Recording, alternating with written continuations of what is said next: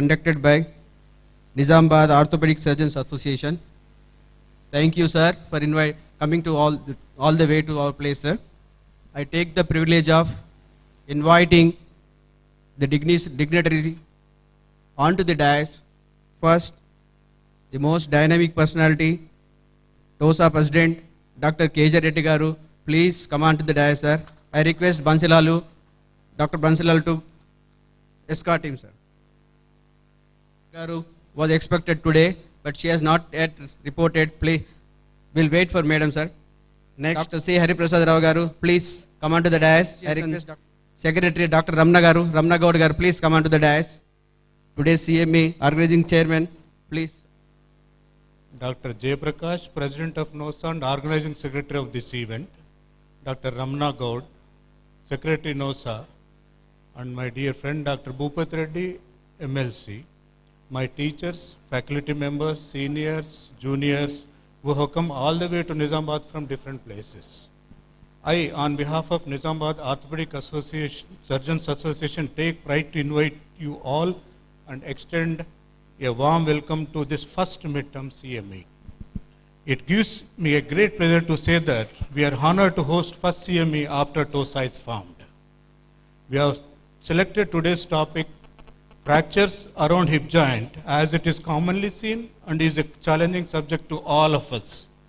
The faculty selected are well versed with these topics, and they are here to guide us with their expertise and to make things simple to us.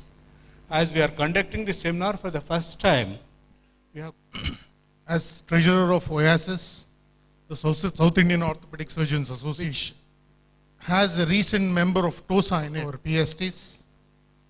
First time in the history of OASIS, the present PSTs are all Telugu speaking guys, and we take great pride in coming to this organization now. I thank Nizamabad Association and TOSA for inviting us. As a gesture, generally, we contribute an honorarium of rupees 10,000 for every CMEs that are being conducted in every academic activities throughout the 6 states. Next, as I told you, OASIS is majorly doing a lot of academic activities across the 6 states. Last year, we had a meeting in Kodaikanal. This year, we had an annual CME at Guntur. Many members from TOSA have also attended that. Next year, it's going to be at Goa. I look forward to all the members of TOSA in coming to it and gracing that occasion also. Recently, OASIS has also started what is called as a NailsCon or a TraumaCon, looking at what is being held at various states like Jaipur, Mumbai and others. So a TraumaCon is also included, and it is annually done usually in the month of July of every year. Last year it was done at Chennai, and again next year also Chennai is trying to host it. In the morning, respected dignitaries on the dais, I think all the names have been mentioned, and all the dignitaries of the dais. Dr. Jairam Pingali was telling, he was here by 8 o'clock this morning. So enthusiastic, I think we should take him as an example. And I must appreciate Hariprasad and Jayaprakash, their team, the amount of effort they put in organizing the CME. I was telling this morning, doesn't look like a midterm CME, looks like a TOSA Khan. Probably Ravi Babu, I think you had to beat this to organize next TOSA Khan meeting. Thank you very much for your initiative. I think as we discussed, we want to move on to the districts and conduct CMEs in every district over a period of time. And it's a really privilege to be here sharing with you. And I think probably regarding TOSA, I think Sudhir is doing a great job regarding membership. Those who have not registered for a membership, kindly register for TOSA. Dr. Sudhir has got the forms and the information, including PGs. PGs will be made as associate members. Once you complete your exam, you will be inducted as a full membership. So kindly, during the breaks, contact Dr. Sudhir Kumar and join as members.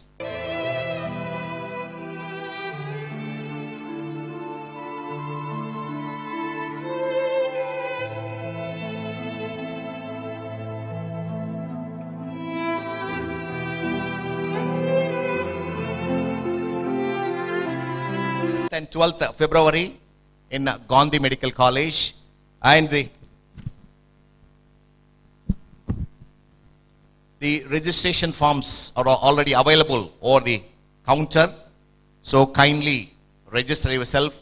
We want to make a big success 2017 TOSACON on 10th, 11th and 12th February. The brochure is on, registration is on. It's going to be a big event. State Orthopedic Surgeons Association, and that too, it is conducted in Nizamabad by the organizers Nizamabad Orthopedic Association. On this occasion, I'd like to thank Mr. K.J. Reddy Garu and Hari Prasad Garu and Siddhi Garu, Ramana Gaud and Hari Babu sir and other dignitaries on the dais, and also my senior teachers, Jairam Pingle Garu, Ved Prakash Garu, I.V. Reddy sir, and other senior colleagues, and my Nizamabad, my orthopedic surgeons. And I still remember when I was practicing here, and many of the people knowing it, and especially people from Hyderabad and coming from different areas. I'm an orthopedic surgeon. I did practice here for 20 years. So recently, past 1 year, I am not practicing. I am very pleased to be here with you on this first midterm CME that to be conducted in Islamabad. I am very happy today because the way back when we practiced here, our senior colleague Dr. Kaule Garu and her friend Hari Prasad and Dr. Satyanarayana, very few people were there here. So it was not able to conduct any academics here. So we used to go to the Twin Cities Orthopedics Association where the dignitaries there sitting, and along with Dr. Srinivas Rao sir, he was my professor, and I.V. Reddy sir, also my teacher, and Ravi Babu sir also, he was my teacher when I was in a post-graduation. So really, I am really happy today to be here with you, and that too a first conference like this to be conducted in Nizamabad. I am very happy. And government is planning to have a trauma centers on the highways every 50 kilometers. Recently, one trauma center is started in Kamareddy, another area in Shadnagar. So 108 services are improved. So ultimately, our goal of orthopedics for the media and the junior colleagues here to improve the quality of the life of those who are injured.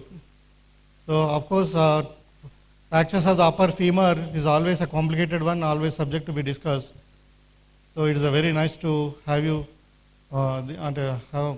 having this great occasion here. And I congratulate the organizers, Dr. Jay Prakash, Dr. Hari Prasad and Ramana Gaud and Nizamabad Orthopedic Association once again. Thank you one and all. Dignitaries on the dais for the lightning ceremony of this today's CME, sir.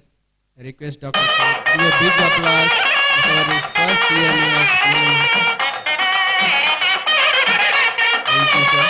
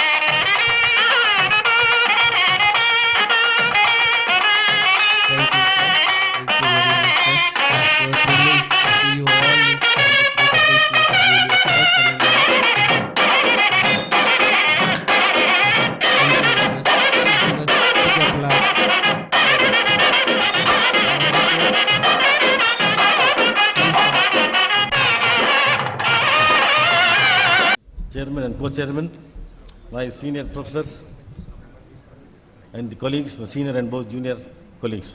I welcome you all for this first Amit Nosa call, which is a CME, which is midterm CME. So at the outset, I want to thank the Nizamabad Orthopedic Association for calling me for this giving the lecture here. Thank you once again. So we'll start off. Let the ball set rolling. Now the topic is the intercapsular fracture neck of the femur in children. Now the overview, everyone knows about this rare fracture. Till about 30 years, I must have seen about 10 to 12 cases of IC fracture in the neck of femur. Still, it's called an unsolved fracture.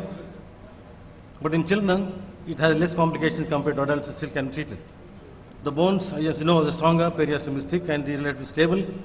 And it's a challenge to manage this fracture because of the lots of complications like avian, non-union, so on. But Meridian part, there is a subtle difference between these, the treatment of adults and the children. Open it. That's also they'll be. Next one, sir. And my call to This next one. So this is comfortable here. Right. As the ET pathogenesis, as you all know, so 10 minutes is not enough to cover everything, just brush off all these things. It's the severe trauma followed by my height. Then the physis, which is a weak point. The precarious blood supply, all this will have an effect where the fractures are common children. Another part, I'm not going into detail, everyone knows about this. Then the blood supply also is very important as regards treatment of this. I want to skip off, everyone knows about this blood supply, which is commonly seen. Only part we are supposed to know is the soft spot kind of it. Soft spot which is there, you can see at the superior part where you can make out where the trochanteric notch is there, vessels are at the base of that, which supplies the head and neck. This is till the adult, it keeps on changing. It's a precarious supply. I don't go into detail, everyone knows about this. Now the mechanism of violence is the axial loading, the torsion, the abduction or direct blow. Cause of the high energy trauma, all this can be there, but we commonly say, these in the kite flying days where lots of students come, fall by height, where the kite flying things. Only January we come across so many things. I must have seen about 2 to 3 at least during these kite flying days. This is a fall from height or the wide abduction or axial loading, all the common cause. Now the clinical feature, as you know, it's common to both the adults and the children where limb is shortened, the axial rotated. Sometimes with incomplete fracture, the patient can't have any fractures at all. Now the radiographs have been taken, AP and lateral view, where the across the table lateral is better than the frog-leg view. Sometimes ultrasound or MRI CT can be advised to make out the stress fractures or pathological subcutaneous. Or sometimes minimal invasive, about 2 inches if you have incision from trochanter to lower down, open it completely. Now the landmarks here are, we always try to look at the refracted fibers of the gluteus maximus, where if you start a rim there, you can directly enter the neck, center of the neck. So always it's a landmark where the reflected fibers of gluteus maximus at the posterior nasra. If you start a reaming from there, take a guide wire, that right in the center of the neck. This is the landmark, you can always side plate. No treatment part, we all summarize, that's what I've told already now. Now the complications part, as you have is, avian maximum, you get premature closure of the epiphysis, non-union, coxa-vara, chondrolysis, femoral stable impingement, limb length inequality, and broken implants if retained for a long time. Now the MX necrosis, different types we have, type 1, type 2, type 3. Then we have the, how to prevent is this, similarly what have a treatment, with birth like treatment can be given, or above 9 years, vascularized fibular graft can be done for the case of avian. Now the premature physeal closure, same thing, some treatment, now the injury to the physis can produce maximum 2.5 centimeters of, shortening, does not matter at all, you can still do whatever you want, that should be there. Sir. The non-union can be done by what the Dr. Jairam is fond of doing it. Sorry, sir. Hello. Right. Your time is up, Right, sir. sir. It's already Okay, over. right. Okay, now the coxa-vara is the, what treatment is the basal, the correct osteotomy. The pitfalls, never introduced in the center of the neck. Now never into the cortical subtrochanter, which is very, avoid stress areas. All these can be there. Now the pearls, proper reduction is important here. Reduction is not adequate, result loss of friction fraction, the displacement will be there. Now screws should be parallel, inverted fraction also. 1 or 2 cuts in the posterior side, all things will be there. The what you have incidents, you can make out and see, this I am going through. These are things we have done in this space. Time equation. Right, please. Pediatric hip fractures. Now I request my classmate and friend, Dr. Hari Sharma, to deliver his lecture in intracapsular fracture neck of femur.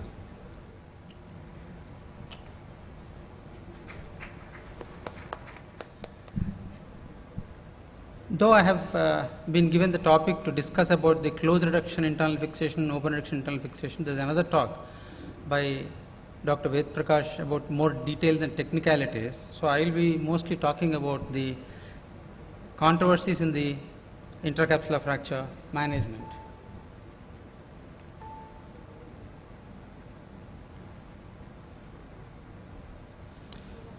It was Kellogg Speed who said it is an unsolved fracture.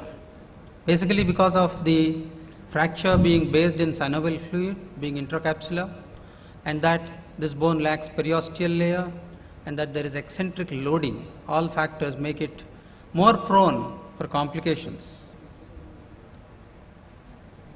Next point is basically I am going to talk about the management in the young adults.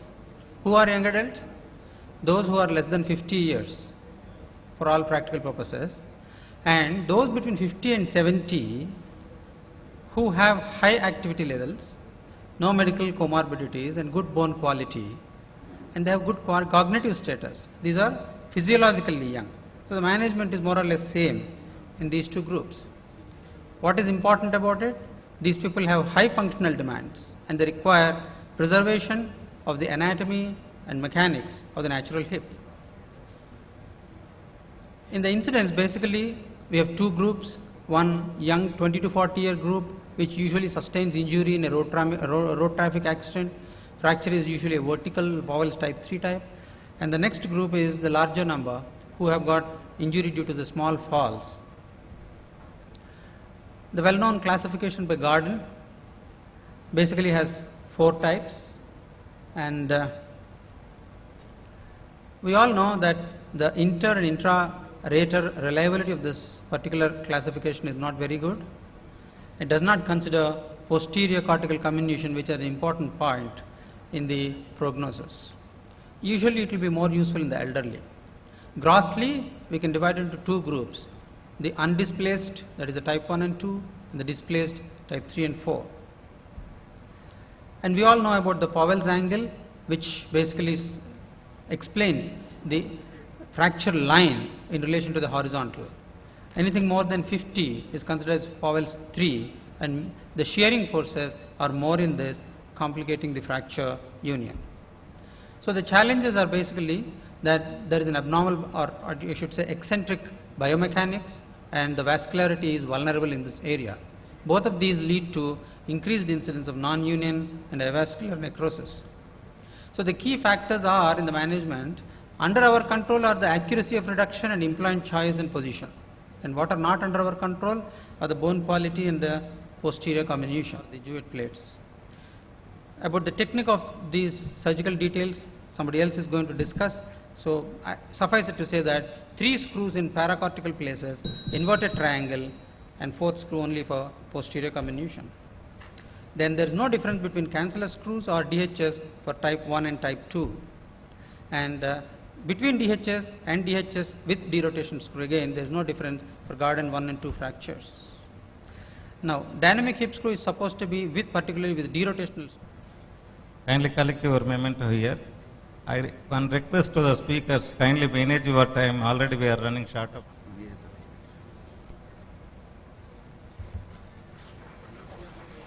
I hurry, please forgive me. This has been an unsolved fracture, as you know. Undisplaced valgus impacted fractures should be natural history is of 100% non-union. Femoral neck fractures in the elderly are associated with 20% of 1-year mortality. About 50% of the patients return to their previous level of work and function. Conservative treatment has got little role in this fracture. Only the moribund cases you can think of conservative treatment. Displaced fractures usually require reduction and fixation or replacement. This has been covered by Hari Sharma, older group, low energy trauma, younger group, high energy trauma. You have got this anatomical classification of subcapital, transcervical, and basicervical. Subcapitals are dangerous and usually go in avascular necrosis. Transcervical are divided into three. This has been covered by Hari Sharma, which is the, and here is the line of incision. This is gluteus maximus, and this is tensor fascia lata in front. And then this is the capsule exposed. You have cut the reflected head, and here is the capsule opened, and you can use this inverted T fraction manner and use a joystick of K-wires or a Schanz pin. Smith-Peterson's approach is for more heavy patients, and it is from the anterior superior spine. The incision goes towards the lateral side, lateral patellar line. The length sometimes have got to be increased in obese patients. DHS plating for basicervical, and this is one of the examples where hemiopteroplasty for a failed neck of femur with avascular necrosis after the internal fixation. Pearls and pitfalls. Imaging. Recognize the pattern of injury through X-ray. Traction and rotation AP view is necessary. Negative X-ray but high degree of suspicion, you can order MRI. Polytrauma cases, CT is advised. Position of the fracture. Torso should lean to the opposite side of the operated leg so that the pelvis is stable and not rotated or tilted. Patient draped wide from ribs to the knee for complete access, just in case the small approach will not help. Okay. The reduction, the pearls or pitfalls are gentle traction and internal rotation to reduce fracture. Guide pins, threaded Schanz pins used as joysticks to help reduce fracture in open reduction. Good muscle relaxation is necessary for anesthetists, and anatomic reduction is necessary. If reduction is not perfect, open reduction.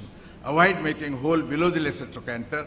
Screws should be positioned against the femoral neck cortex. High angle Powell's 3 fracture, additional horizontal screw or sliding hip screw or cephalomedullary nail. Tip aspect distance should not be more than 2 centimeters.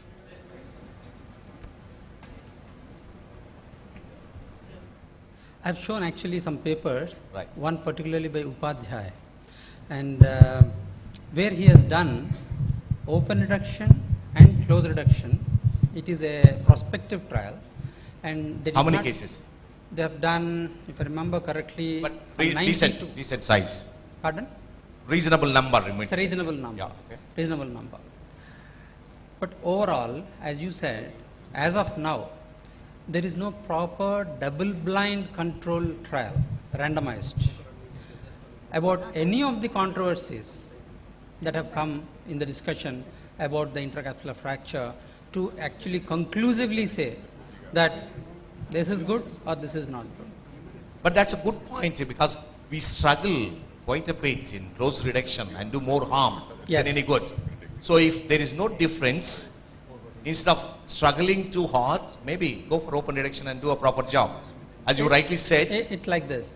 The anatomical reduction is more important. yeah, A not acceptable reduction achieved by close reduction and an acceptable reduction by open reduction. If you compare them, Sure. open reduction will definitely do better. yeah. We are comparing where the reduction has been anatomical and is acceptable. What are the prognostic factors? If you take MRI scan, dynamic MRI, how can you take dynamic MRI? Actually, it is possible in India. No. Whether you are following in Hyderabad. No.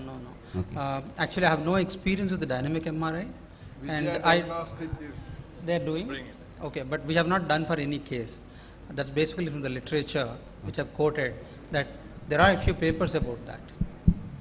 which only gives information about the possible avascular necrosis, and we can explain the patient ahead that, okay, boss, you are going to get avascular necrosis. Only one gentle manipulation at closed attempt, then you go for open reduction.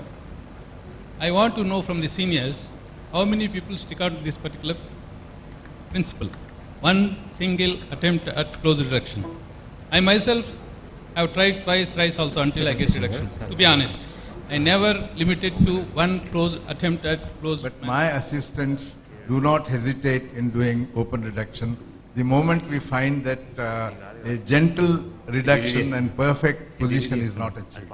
I think it is highly important, and if there is any doubt and comminution and difficult to get reduction, particularly Garden 4, we don't hesitate using biological methods to augment. Many times when we give a lecture, we do a little bit more reading than what we do regularly. And the person who gives the lecture ends up learning the most. That way, actually what I am thinking now, retrospectively, even as you said, maybe, by God's grace now my orthopedic practice is almost like 29 years. I must have done open reduction in maybe half a dozen cases and not more. And that too when the closed reduction was failing because the fracture was somewhat with a long spike for the medial fragment, which is impaling the capsule, and unless you cut the capsule, we are not able to reduce. Unless in those cases, most of the times we are successful with the open reduction. But having said that, I also think that we are probably not assessing our closed reduction as critically as we should be. Probably we are accepting it, with a little bit of give and take. If you really, go to that criticality, probably we will probably be doing more number of open reductions than what we are doing now. This is true. This is very true. My instructions to my seniors now who are helping me with the trauma is to open without any, and to use a fibular graft or use a muscle pedicle, which they don't want to do because it consumes time. But for youngsters, I would say that either TFO or muscle pedicle grafting should not be forgotten in this. Orthopedic surgeons in the periphery, what type of investigations you would ask them to do? And should you start treatment of osteoporosis right from the day of injury or surgery? Vitamin D man, and now converting slowly to using teriparatide. The first few months after surgery, you can straight away start, give a loading dose of vitamin D before surgery for osteoporosis, and continue afterwards with the teriparatide and also bisphosphonates together. Any investigation to be done by the young orthopedic surgeons in the periphery? They don't have access to BMD or DEXA scan like that. Can you rely to some extent on the Singh index or the calcaneal index, which we have been following for a few years? I have been disappointed with the BMD. Even after doing teriparatide, the BMD seems to be staying where it is after 1 year, some cases. So we all differ as individuals. Medicine is not a perfect science. And if you don't have BMD, don't worry. Your eyes... I request Dr. Rajay Garu to present memento to Anmala Satyanarayana Garu. Was Dr. Hari Prasad, Dr. Jaya Prakash, for having invited me today to speak on this subject.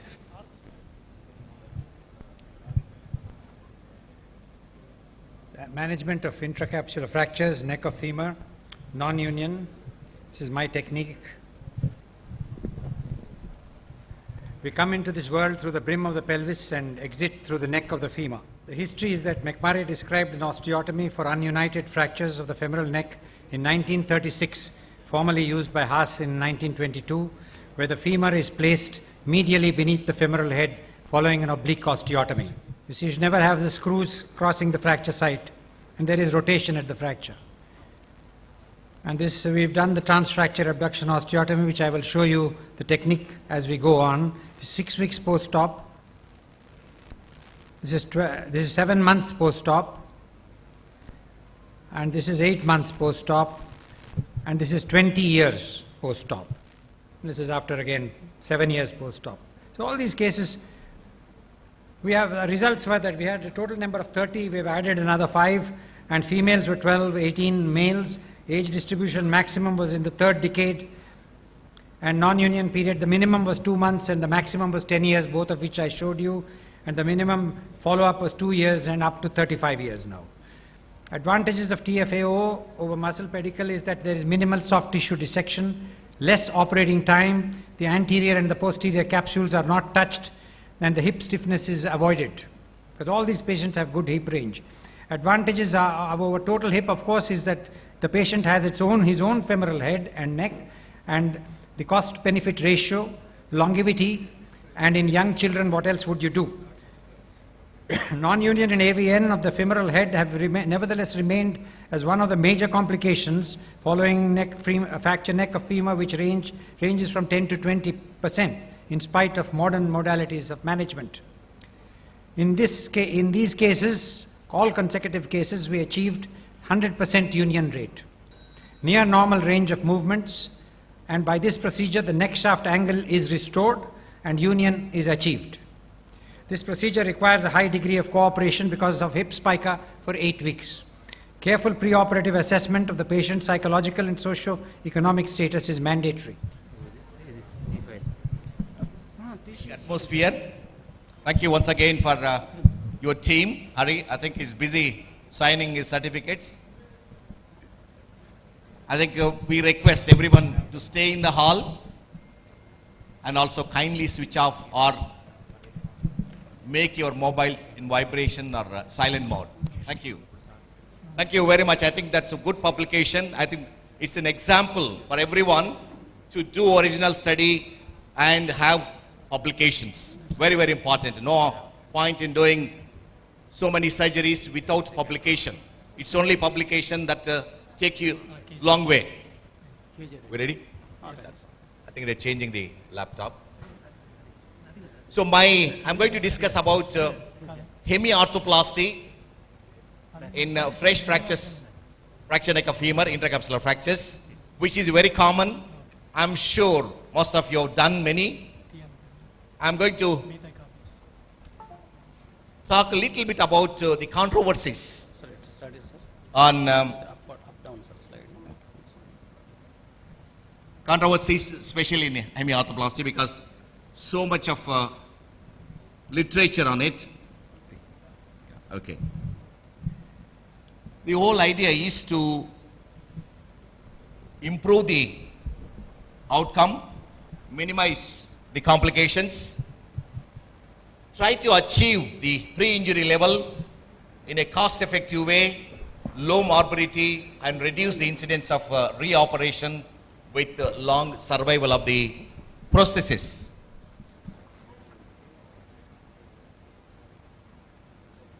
Fracture neck of femur, the definition varies, but I've gone back a few decades and included Meyer's definition, which is anything presenting 30 days and beyond, any fracture of neck of femur presenting 30 days and beyond.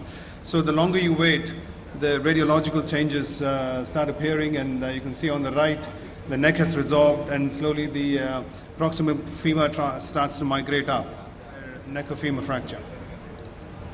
So as we've heard, young patients, I think it's not fair for you to do either hemiarthroplasty or THR unless you've given reconstruction a thought or even attempted it. And we've heard such a nice lecture by Dr. Pingle on how to do these, how to operate on these patients and what techniques to use. Older patient, I think either of these two procedures may work. Hemiarthroplasty, if done well, and I'm going to touch a little bit about what kind of implants we should be using. Of course, as I said before, local conditions kind of determine what technique you use. I think your training is paramount when you decide to do a THR, but hemi seems to be done by many people, particularly in our country.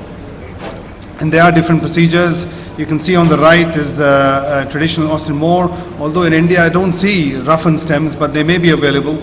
but osteomers are designed to be used in an uncemented fashion.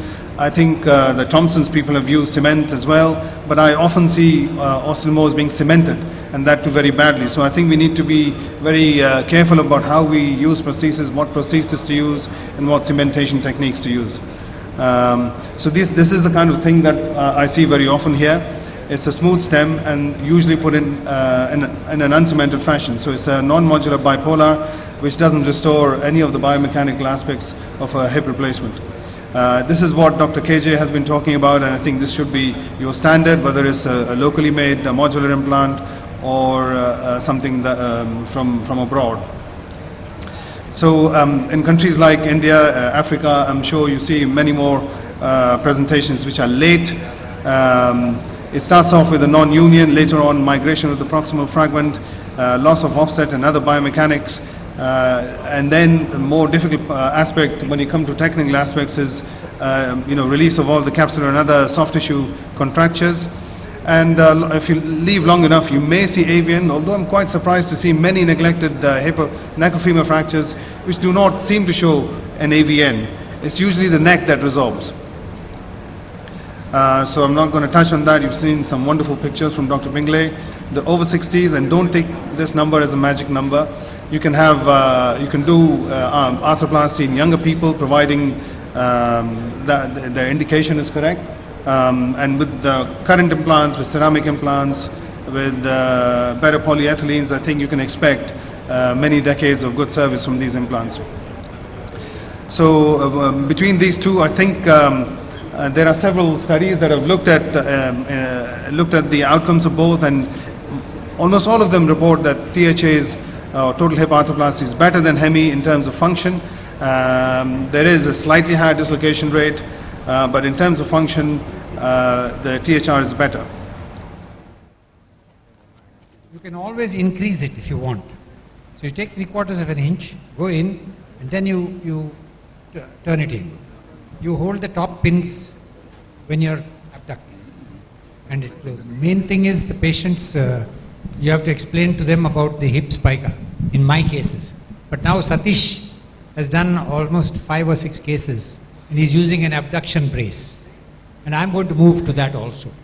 Because I showed you about one patient from the Saudi where we did it. He went in, he walked out of the hospital on the hip spica. So he went home and he had it cut off. And he just had the pins holding him, and he was walking about, and Krishna Reddy or somebody met him in one of the supermarkets after 5 months. I said, "Hey, you're the fellow." So they said, they took him to the hospital and took an X-ray, and that X-ray is 5 months post-op, which is United. So it'll heal. I'm sure now you don't need it. That would be a contraindication. The patient didn't want to lie down for six weeks or whatever it is in hip spica. But otherwise, I don't think there's any. You saw some of the horrible cases, 10 years non-union, United. Comments and some questions. And first of all, I congratulate you for the out-of-box thinking and how to go about sticking to your technique. The only problem is in the adults, where hip spica, like you said, the Arabs or some Sarpira, will not accept that. So I want you to improve your fixation. Maybe a null spin or something else which will be more stable inside and doesn't pull out. Not an external fixation as in external fixation. Yes. Because that you don't want a pin coming out of the skin. So externally and No, external fixator without a plaster. Oh, yeah, that's what. Brace. You're using a brace. Non-weight bearing, use a brace. And Brace you can use, or you can use a pin also. Why not? If there is a space in an adult. No, but not, then you... Not in children. They are too small. I'm against putting a pin outside, coming out and locking it on the outer side. Because we're now putting stainless steel 18 gauge wire around the figure of 8. That has stopped opening up the osteoid. Only 2 cases. Well, but elderly, can you think of some internal device which will give stability so that you can avoid spica. Yeah, well, we have to, the only thing is you have to devise it in such a way that you don't put too much metal inside the head. There's hardly any space for that. You need just pins there. You can't put a big implant or anything. So you got to have the locking type of screws probably and close it and put it into a locking plate. Correct. I think there are devices available if you explore the market. There's a proximal femoral plate also with locking screws with multiple holes. So you could consider using that and a double angle plate. The problem is that when you put the first two screws in, the plate will be in there and it'll obstruct my other work. But we have to think of something. We have to think of something. Because it'll have to be put in afterwards or something like that. Can I just? I think Uday, you excellent talk. I think message should be very clear. Still the gold standard is hemiorthoplasty for fracture neck of femur. And please do cemented hemiorthoplasty. And use a cemented stem.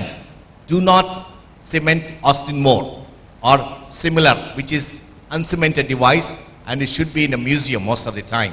So use a cemented stem with bipolar. If you want to uncemented stem, that's a different matter altogether. Though the literature, as Uday said, the functional outcome may be better with the THR. But most of the surgeons do bipolar cemented hemiorthoplasty, which is still a gold standard for displaced fracture neck of femur in elderly population. Uday, anything to add? No, I agree. If you haven't got the background, that's one thing. That's the most important thing. And you just cannot go to a center, observe a few surgeries and do it. Total hips has to be, you have to restore the biomechanics. Dislocation rate is higher even in the best of hands because they do not restore the biomechanics. Because you've got the soft tissues are lax and the repair is not good. So if you do an anterolateral approach or a posterior approach, it doesn't matter. When I always prefer the posterior approach because the lurch is less and in my hands, I do that better than an anterolateral approach. But the dislocation rate need not be higher if you follow the basic principles. So your question? How would you describe this fracture? It's a 33-year-old and a 5-day-old injury. A 33-year-old such a kind of a fracture, and I just want to know the history of injury. History of fall, yeah. Yeah. But to me, it looks like some pathological fracture. Okay. Maybe some disorder I should suspect. And because I want to evaluate further with a lateral view first. No, I don't have any more views. This is the only view you have to do with it. I want to see blood profile in this particular case, Yeah. especially calcium phosphorus, alkaline phosphatase and PTH. He's normal, take it. I think it is just the digital X-ray which was manipulated a bit to get that view. But then he's absolutely normal. He's just a young adult who had a fall. So what do you think you will do with him? What would be your plan?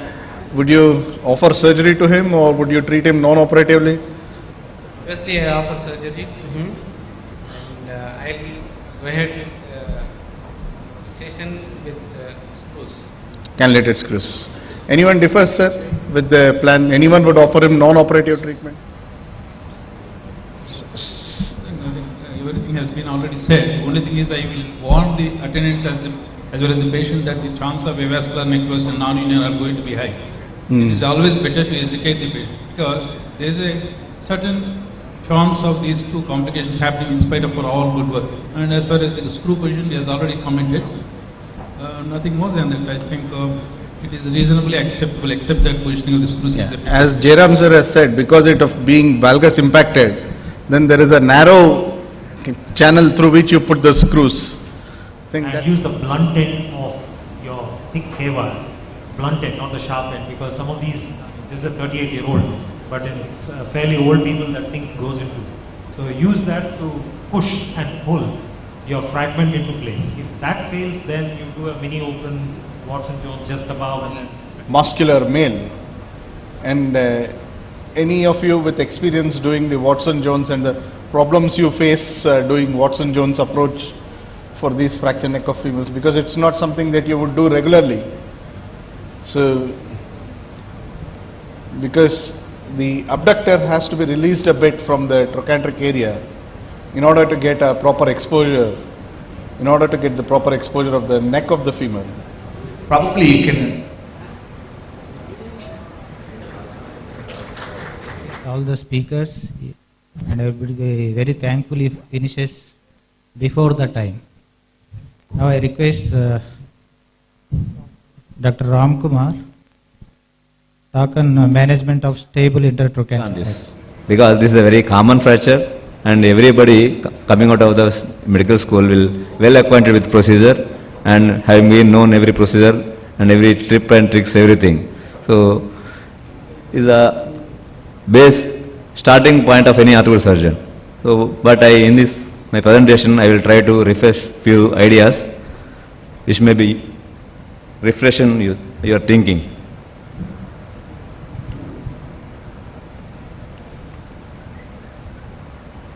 So intertrochanteric area is that where you will see the between the trochanters.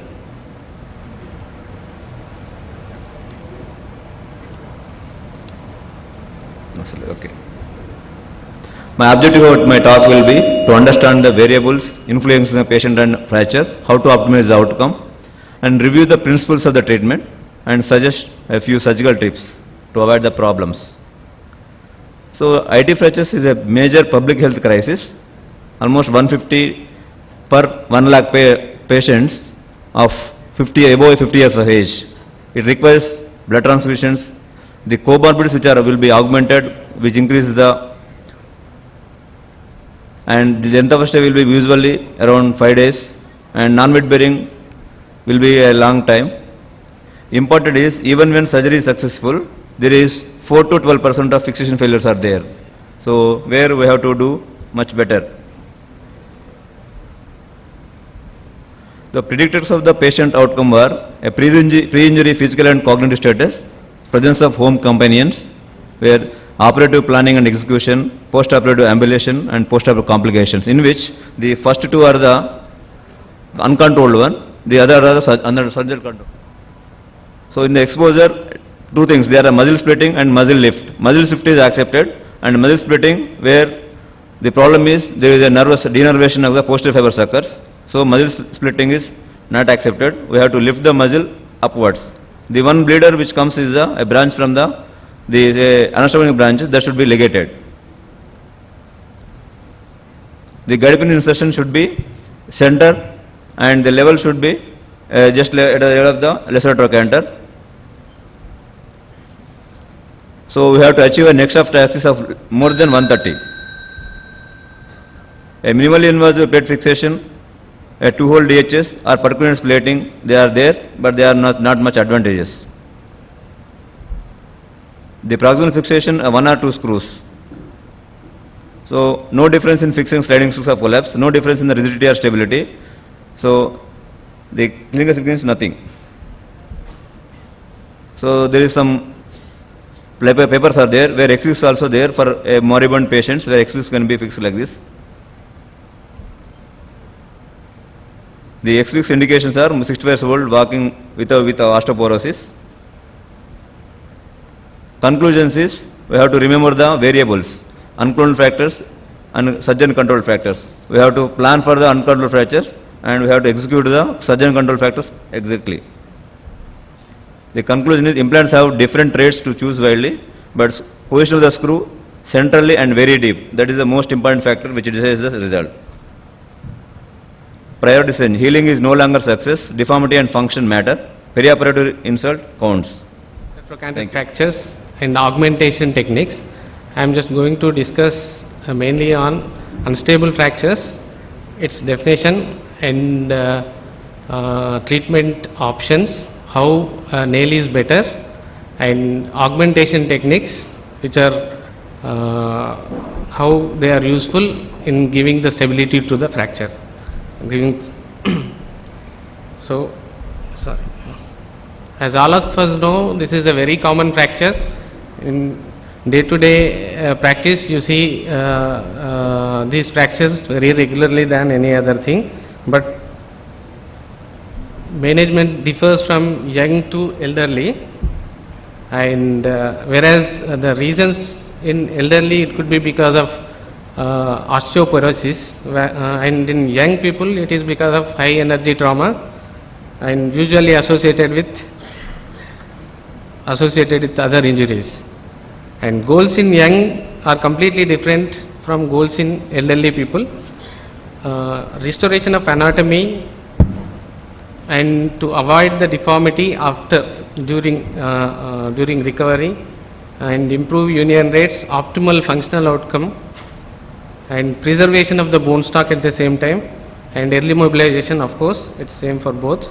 Whereas in elderly, it is the mobilization which is more important, to make them sit, make them stand as early as possible, to get them out of the bed as early as possible after the surgery, and to restore them to pre-injury status, and of course fracture healing, and with a minimal surgical morbidity, because most of them have significant comorbidities in that age group.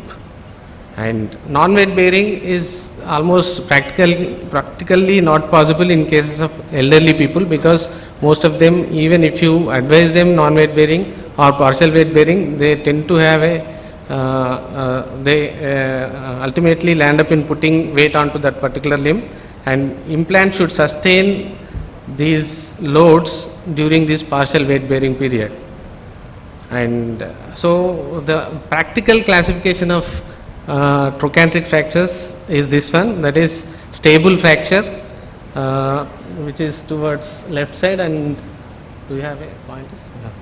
And unstable fracture towards right side. I will show you what exactly is stability. The ability of the reduced fracture to support the physiological load is known as stability, and when internally fixed osseous fragments of these fractures are not able to share the weight bearing loads, and that is known as, so that's how it looks after the fixation. This is a cut section of the head. You can see the bone implant interface which is impacted and has got a less cutout rates. So I'll just rush through. Augmentation is a technique wherein you inject a cement through these pores in the spiral blade, by which you improve the bone implant interface. So that is the injection device. Through the same system you inject a bone cement. You can see these particular pictures, cement being injected. So that's where the cement is getting dissipated, and that's how it looks after the fixation. So to conclude, I'll just go. So these are the few examples. And so goal of surgery is to bear weight as soon as possible in post-operative period, especially in elderly. PFN has got biomechanical advantage, and elderly invariably bear full weight. So you should have improved bone implant interface that can be achieved by spiral blade as well as augmentation techniques using cement through the spiral blade. Thank you. Thank you, Dr. Srinivas. Then introduction, cephalomedullary nails are commonly indicated in paratrochanteric and subtrochanteric fractures. There are 4 intertrochanteric fractures which are called unstable fractures. One is the reverse obliquity fractures, transtrochanteric fractures, and fractures with large posteromedial fragment with loss of calcar buttress, and IT fractures with subtrochanteric extension. These nails used in the trochanteric region are classified as piriform portal nails. They are straight in the epinail, and trochanteric portal nails, they are angulated 4 to 6 degrees according to their manufacturers. And surgical procedures, it starts with preoperative planning. The mandatory are the X-rays. We'll take X-ray pelvis with both hips to know the neck shaft angle and medullary canal diameter, and to plan for whether the nailable or plate. And the affected hip is in lateral view, and we know the anteroposterior displacement and also bowing of the femur. And traction views are indicated if necessary. Patient is having more combination, and we'll go for the traction views. Rarely patient with 4 or more number of fragments. In younger people, it may need CT scan. The instrumentation are the following, and also positioning. Patient is positioned in supine position on a fracture table with the affected limb is in adducted to 10 to 15 degrees and the chest is adducted to 10 to 15 degrees, and keeping the unaffected limb on the abduction and flexion or only adduction with extension. And reduction, during reduction very gentle traction and followed by tying the foot end of the plate, then followed by internal rotation. If there is any excess of traction, it can lead to overhanging of the pelvis to the same side. It may cause difficulty during the making a portal to the entry and portal and causing varus angulation and leads to failure of the surgery. And for the draping, we will extend the sterile field up to the and above up to the iliac crest region and 3 stitches with nylon sutures.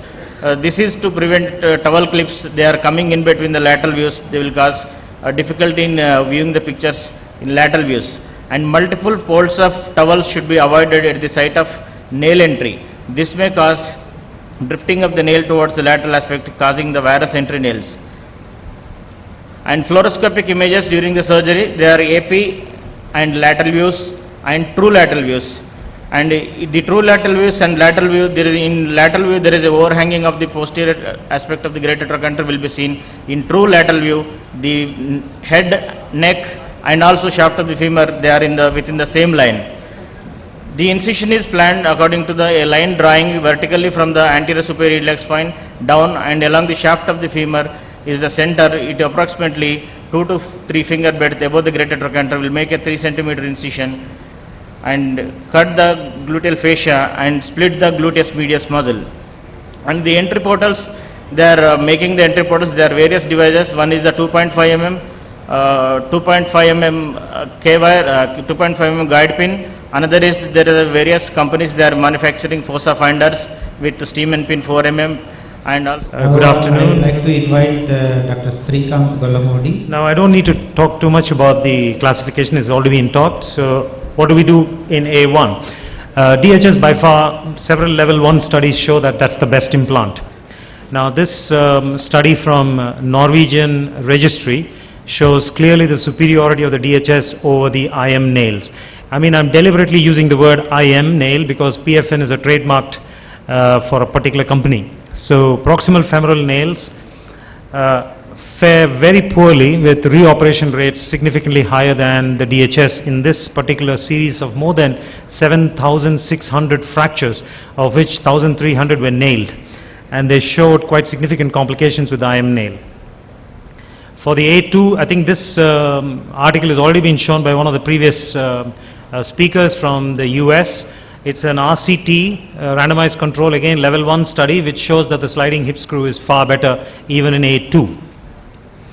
Now, other studies like Bandari et al., if you see the meta-analysis of the first decade of this century, there have been significantly poor results with IM nails. That's probably because of the older generation gamma nails. If you see the meta-analysis of any IM nail literature, it's predominated by the gamma nail, which is made by Stryker. Unfortunately, is not available in India. But they had significant problems, the first and second generation, so the DHS always fared better.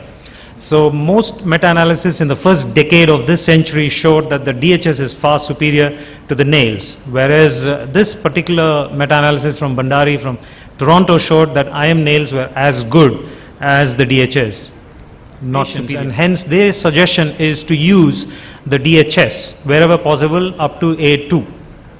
Fractures that you will have to make a decision on, and you do these PFNs, and then like that, and then you can see this is the immediate post-op, and you see cortex to cortex continuity, although in the lateral view it looks as if it's overlapping, and then it collapses, controlled collapse with no progression in the screws, the so-called Z or the reverse Z effect with healing. This X-ray is stability, and so the two screws are diverging in one plane, and then that is after healing you can see that the lesser trochanter has been completely ignored and is still staying where it was at the time of trauma.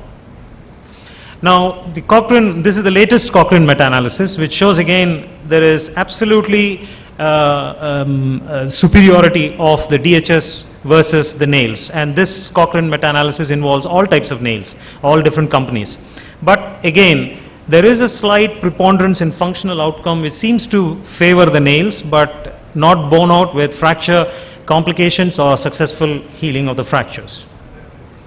Now, so finally, what do you want to do? The DHS, what is it good for? All A1s and A2s. And the only study that I know so far which has studied what fractures do well at the DHS is measuring the lateral wall thickness, which has problems again because of projectional issues.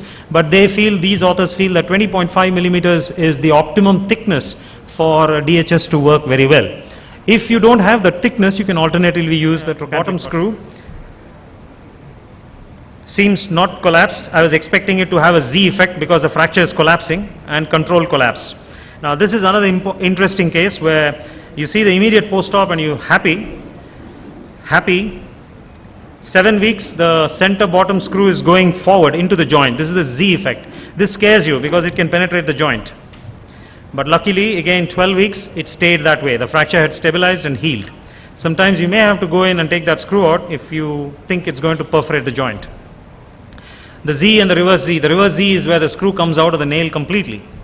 I have not seen that. But one important thing is this fracture. If you misread the fracture and you misdo the nailing or DHS technique, you have terrific price to pay. The patient does. The surgeon, this is a very stable A2 fracture with a fracture of the lesser trochanter, probably A2-3. So you could have gone for a DHS. You would have probably got good fracture interposition and compression. Surgeon chose to do this, and the tip apex distance and the reduction is terrible. So both ways it's poorly done. So there's no surprise there. And regarding the screw versus helical blade, well, this randomized controlled trial from Switzerland shows there's absolutely no difference. The helical blade is superior in rotational stability compared to the screw, but it's got very poor pull-out strength. So it catastrophically, if it fails catastrophically. So in summary, DHS is safe, A1, A2, but in A3 you have to do a meticulous reduction bone to bone and use a trochanteric buttress plate. IM nails, yes, example PFN, very useful in A3 if you are not comfortable doing a very difficult DHS, but still needs meticulous technique and reduction. Speakers to come to the dais, Dr. Ram Kumar Reddy, Dr. Srinivas Kasha. For inviting us for this wonderful program. So I'll talk about management of implant failure and non-union in treatment of intertrochanteric fractures. Fixation of intertrochanteric fractures is highly successful, as we all know. All of us have very good exposure to this fracture, and all of us have very good ability to fix these fractures. We have our own preferences, and like what Srikanth said just now, I myself am a young person and I prefer nails, contrary to what Srikanth just said. Yeah, and there is a very low failure rate. There is some failure rate, but the failure rate is pretty low. The causes of failure of fixation are, number one is inadequate bone. Inadequate bone, is there something we can do about it? We have to think about it, ways to devise, ways to find out if the bone is adequate or not to hold the fixation. Second is improper implant, that is in our hands. Third one is inadequate fixation. Inadequate fixation in our circumstances is sometimes not completely in our hands because the kind of instrumentations that we have with the constraints that we need to work in doing our jobs, sometimes you find that the instrumentation is inadequate, which causes problems. And implant failures, even the best of the best, the Synthes and all the imported implants, they also fail. They also break. And infection is the other one. If we see the quality of the bone, there are a couple of studies. What they've tried to do is they've tried to do the BMD of the bone on the opposite side. When you have a fracture on one side, they try to measure the BMD on the opposite side and see when do these implants fail. And they found that when the BMD is less than 250 milligrams per centimeter, there is a high risk of fixation failure of surgically fixed pertrochanteric fractures. Now, tip apex distance, which we all know is so popular in DHS, but what they have found is even in PFNs, the tip apex distance holds good, and you need to make sure that you maintain that tip apex distance even for the PFNs. It's a bit difficult to find out what to do when you're using 2 screws, but when you're using 1 screw, definitely this thing as DHS holds good. Thank you, Sunil Apsangi. Excellent lecture delivery about management of implant failure and non-union At the outset, I would like to thank the organizers for giving me this opportunity to participate in this excellent academic program. My topic, role of primary hemiarthroplasty and THR in IT fractures. I must say at the outset, the role is not very great. But there is a definite set of people who will get benefited with arthroplasty as a primary procedure in cases of intertrochanteric fractures. We know intertrochanteric fractures, they take place in the part of the bone which is very cancellous and highly vascular. That's why majority of the time can be managed successfully with internal fixation, achieving osteosynthesis. That's why the need for arthroplasty is not very great. Here, the mainly mechanical problem. If you can restore mechanical stability to the fractured bone, it is going to be successfully united. But there are situations where your mechanical fixation devices might not be able to hold the fragments in position, in which case probably arthroplasty will definitely come in. Key steps further, offset inversion, very important. Reduced trochanter will guide the vertical seating of the process. In bipolar, if you are doing for an intertrochanteric fracture, bipolar or THR, you don't have any local anatomy, everything is disturbed. Then how to judge the insertion depth of the process? This is easily can be arrived at by reducing the fracture. As soon as you open the fracture area, reduce the fracture and measure the distance from the tip of the trochanter, fractured trochanter, to the intact proximal end of the distal fragment, that is the shaft fragment. Keep that distance in mind. It may be 2 centimeters or 15 millimeters or whatever. This will help you in seating the process towards the insertion. And axis of the leg will guide you the version. Because local anatomy is not there, you have to go for indirect techniques of arriving at these points. Stem fixation, cement stems are chosen, very rarely uncemented, because most of these people will have osteoporosis. It's always better to go for cemented stems. Cementing technique, as I said earlier in the discussion part, I always choose manual insertion because these elderly people are having cardiopulmonary problems many a times, comorbidities. If you go blindly for second generation, third generation insertion of the cement, you might produce complications, pulmonary complications. But that's why I always go for manual cementing. The cement will be in a doughy state, the monomer is not there, already it is polymerized. So a very little monomer, the question of you having these hypotensive episodes, I have not seen so far. That's why I never think of pressurization in this. An overall summation of what we have heard about proximal femoral fractures so far, I think there will be many conclusion slides going together. So, what are the kind of factors which are not under control? The quality of bone, patient compliance and comorbidities. And what is it that we can do? Use an appropriate fixation device depending on our choice and expertise. Recognizing problem fracture patterns, the stable and the unstable fractures. Performing accurate reductions and achieving an ideal placement of the implant. So what are the complications in these fragility fractures? Non-unions, avian of the femoral head, implant cutouts, ZFX, implant breakage, detachment of the implant, and intraoperative and late post-operative peri-implant fractures. So once we identify these complications, and then we talk about how to prevent these things. Reduction and fixation of femoral fractures, I think we had a bit of a discussion about this in the morning, but any displaced fracture, a grossly displaced fracture in the population we are talking about, I think we should start thinking in terms of arthroplasty. Then we could think of a hemi or a total hip replacement. But the reduction is the most important factor in femoral neck fractures. Now the entry point, it should be accurate, it should be at the tip of the trochanter with a medial bias is what I would say. You should be going medial to the tip of the trochanter, and the distal tip of the end guide pin, if you see, is in the dead center. It should not be skirting the medial cortex. If you're skirting the medial cortex and the entry point is lateral, as you start to push the nail, because it's a soft bone, the nail will create an oval entry point, and the nail will get displaced laterally. There is a chance of you breaking the lateral wall and getting a malalignment when you're pushing these nails in. So entry point is very important. And like I also already mentioned before, nails in this scenario cannot achieve reduction, unlike in diaphyseal fractures. We need to achieve reduction. If necessary, make a small incision. There is no harm in making a small incision. Applying these clamps minimally invasively, you will not evacuate all the fracture hematoma which is supposed to be preserved. So achieve reduction and then start the procedure. Without achieving reduction, do not start a proximal femoral nail or when you're doing a DHS, normally you're opening it anyway. So use your hands to seat the nail. Always you should be able to put the nail in with your bare hands.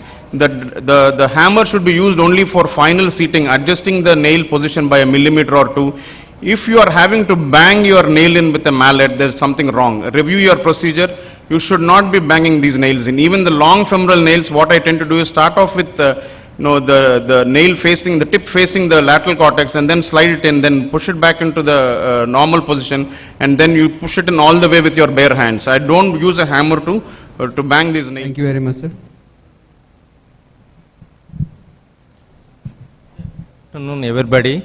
At the outset, I thank organizers for giving me the opportunity, and also I thank all our members for their active participation and cooperation during the IVOCON 204 at Hyderabad, which has been conducted by our state body with successful results. And you know that I am contesting as president-elect for IOA this year also, since I lost last year with narrow margin.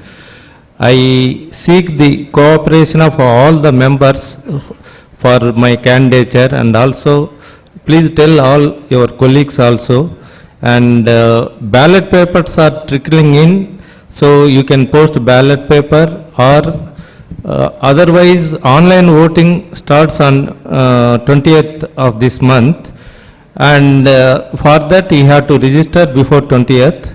If it is not, we went for the lunch, and as per the request of our president, so we want to go for the lunch for half an hour, sir.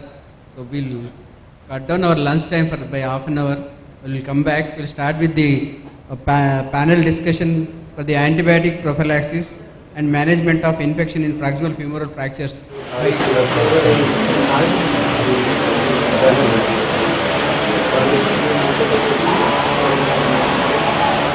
Dr. Satish Reddy garu, Dr. Srikanth Gollamudi garu, Dr. Hari Sharma garu. Sir, please come on to the dais, sir. And Dr. Srinivas Kasha. The whole idea is to have a consensus of opinion of the experts on the panel as well as from the audience. What our practice is, and is it really evidence-based? Or are we going to change based on the evidence? I think the dictum in the medicine is you have to practice evidence-based medicine. It could be your own evidence or somebody's evidence. I think the days have gone where it works very well in my boss' hand, it works very well in my hands. Probably that's good for you, but it has to work in everybody's hand, and that should be evidence-based. As far as antibiotics concerned, can we have the... I think we, orthopedic surgeons, I think we use two medicines, antibiotics and analgesics. We survive with only two. So we should be good with these two medicines. You don't need to extend beyond what you said. Absolutely, I think you raised a very good point. The commonest cause, the most common cause is soft tissue handling. If we do not respect soft tissues, no amount of antibiotics will prevent your infection. That's a very good point IB made. Okay. So leave the living tissue which can fight on its own. You Yes. don't need to give any antibiotics. Absolutely right. Only Absolutely. situation will be where the patient is immunocompromised, probably. Sure. That's a special Because situation. Patient cannot fight himself. Yeah. Because immunity is deficient. In which Sure. case, probably you are justified in extending. Otherwise, there is no need, no indication. Satish, anything to add? No, I've been using 48 hours and stop for last 14 years. Very good, very good. Hari Sharma. Till the drain is removed, I usually give injectable antibiotics. So how long you put the drain Usually in? I keep the drain for 48 hours. 48 hours, okay. So you do not generally use antibiotics longer than 48 hours? For most of Good, that's one step ahead, very good. And most importantly, the antibiotic that you use, it has to be a gram-positive coverage. Sure. We don't want third-generation cephalosporins used in orthopedics. Sure. And try to keep it simple, either cefuroxime or Based on your amoxicillin, clavulanic environment acid. and your microbiologist, whatever. Exactly. Yes, okay. Yeah. So 24 hours, but I think whatever reason, you should not be continued for more than 48 hours. Clot at the wound, making it impermeable to Sure. outside in infection within 24 hours. That is the reason why everybody goes for 3 doses, 1 pre-op and 2. As the rest of the panel, especially Sunil, has emphasized, the antibiotic chosen should be a broad spectrum and one of those antibiotics that can be used for prophylaxis. People tend to use antibiotics which are reserved for resistant infections as a prophylactic, which is worse. Antibiotic which used for prophylaxis should not be used for infection treatment. If any infection is the same, is maybe the same, but antibiotics should be reserved for prophylaxis. And in case you develop infection and the organism is sensitive to the antibiotic which you routinely use for prophylaxis, that should not be used. So you should have one group of antibiotic for the prophylaxis, the other one for the infection treatment. Yes, you go on, you want to take a mic? No, if you discharge within 24 hours, yes. No, we should not continue. That's the whole idea. No, both are same, oral IV. If oral antibiotics are strong enough for absorption, there's no need for IV antibiotics. So it would be the same. Should not use for more than 48 hours.